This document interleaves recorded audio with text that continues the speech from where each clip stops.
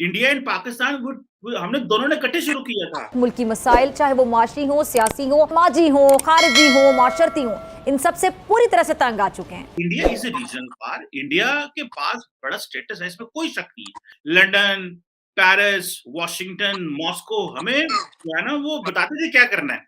आज इंडिया जो है वो स्टेटस पर चला गया है कि लंदन, पेरिस एंड जो वॉशिंगटन है वो इंडिया को नहीं बता सकता। नमस्कार दोस्तों, जियो डिबेट विद जय में आपका स्वागत है।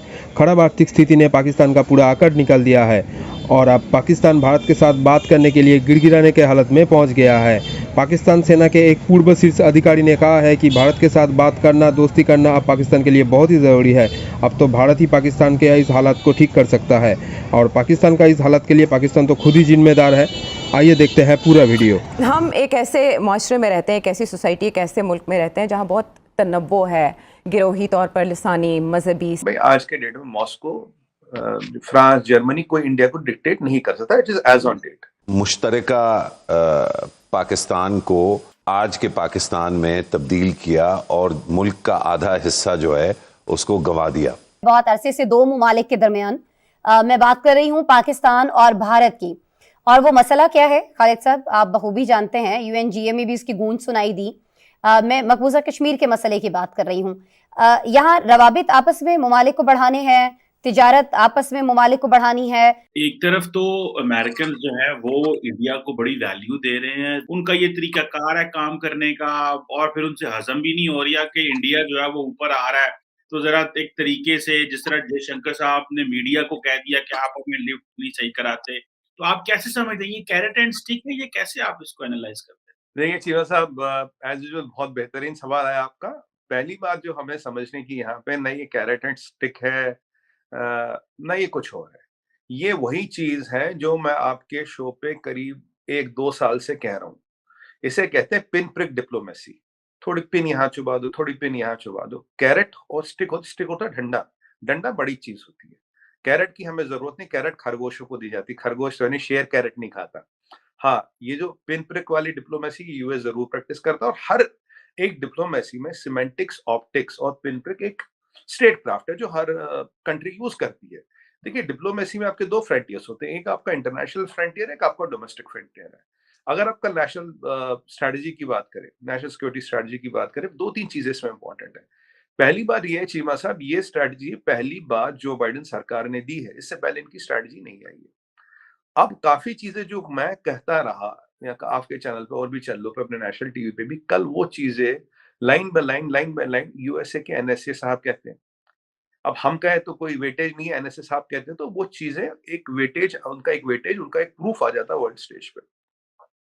उन्होंने बोला भाई इंडिया जो है हमारा स्ट्रेटेजिक पार्टनर है, इसके साथ हमारी डिफेंस, इकोनॉमिक्स हर तरह की टाइज रहेगी। और इंडो पैसिफिक को अगर आप देखिए, उसमें जो पिलर है वो है इंडिया।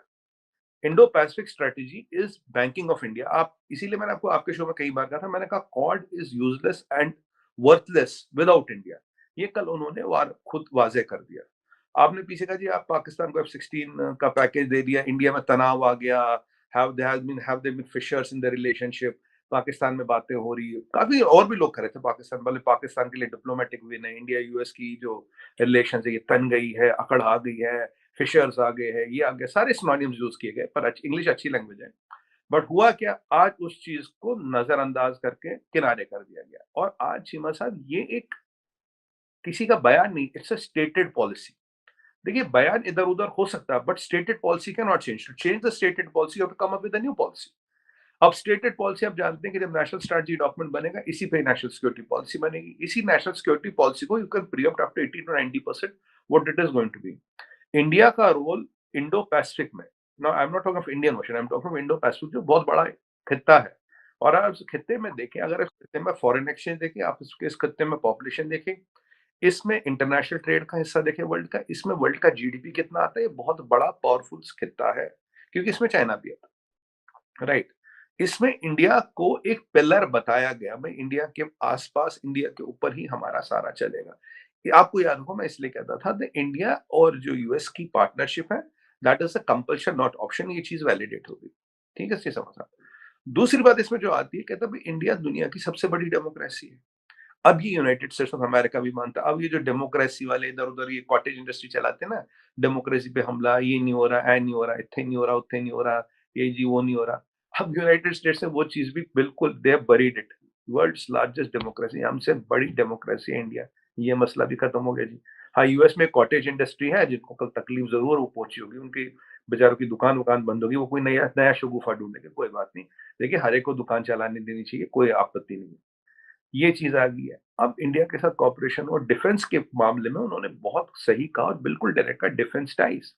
अब आप इस चीज को देखिए, डॉक्टर जयशंकर साहब के स्टेटमेंट से उन्होंने कहा भाई आपने हमें हथियार दिए नहीं, आप हमें पूछते नहीं थे, हमें रशिया ने हथियार दिया, रशिया हमारा दोस्त है, आज हमारा मैक्सिमम आर्सेनल रशियन है। ये तो मैं शुरू से कह रहा हूँ, आपका हमारा करीब 60 से 70% आर्सेनल रशियन है, and there is no way we can move our ties from Russia, and we should not and we would not, rather we should not and we would not. यही चीज अब इस चीज का डॉक्टर जयशंकर साहब के statement का इम्पैक्ट आप देख रहे हैं कि अब ये कह रहे हैं कि वी हैव डिफेंस स्टेज, मतलब आपको जो भी टेक्नोलॉजी चाहिए, जो भी वो चाहिए, हम आपको देंगे, स्टेट ऑफ आर्ट देंगे, ट्रांसफर ऑफ टेक्नोलॉजी चाहिए, ये भी देंगे। और चीमा साहब, मैंने आपको याद है हमने बात की थी कि यूएस को अब इंडिया को अब डायरेक्ट पेंटागन का एक्सेस मिल गया, जो only country which does not need to go to Pentagon through White House, so we can go to Pentagon and do joint, what you call, the typical word is we can develop new platform for new range of weapons and defense systems। वो हमें access मिल गया, ये वहां चीज आती है। तो ये जो चीज है, बाकी हाँ डोमेस्टिक पॉलिटिक्स के लिए, सेमेंटिक्स ऑप्टिक्स के लिए थोड़ा बहुत इधर उधर करना पड़ता है, वो करते हैं। देखिए action on the ground is more potent then your words. Action तो ऐसी कुछ यूनाइटेड स्टेट्स ने की नहीं, आज भी कह रहे कि हथियार देंगे, कॉपरेशन, सब, world for democracy, Indo Pacific. India को एक स्टेटस बढ़ा है। और दो तीन चीजें आपको और बोल दूं यहाँ पे, इस वर्थ मेंशनिंग।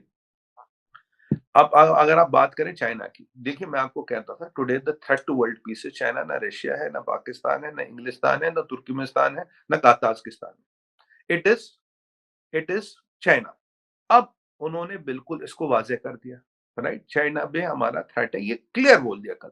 एक टेक्टोनिक शिफ्ट आप देखेंगे यूएस फॉरेन पॉलिसी में, पहले वो रशिया के पीछे लगे रहते थे, अब चाइना। दूसरा पॉइंट मैं कह रहा था, चाइना हैज टेरिटोरियल एम्बिशंस, ये आजकल यूएसए के एनएसए भी कहते हैं, चाइना हैज टेरिटोरियल एम्बिशंस, दुनिया पर राज करना चाहते हैं। उन्होंने क्लियर कहा। चाइना का हुआवे 5G, ये हुआवे की बात करें, ZTE की बात करें, ये टेक्नोलॉजी यूज करते हैं डाटा चुराने के लिए। कल एनएसए साहब भी यही कहते हैं, they are using technology for dominance. Exactly ये बात होगी। चाइना के लिए डज नॉट मैटर कि आप उसका बॉर्डर मिलता है या नहीं मिलता, दुनिया में हर एक पे उसकी नजर है। ये उन्होंने कल भी ये चीज वाजे कर दी नेशनल सिक्योरिटी स्ट्रेटजी में। तो और इन्होंने एक और चीज कही, भाई हम चाइना को अब रोकेंगे भी।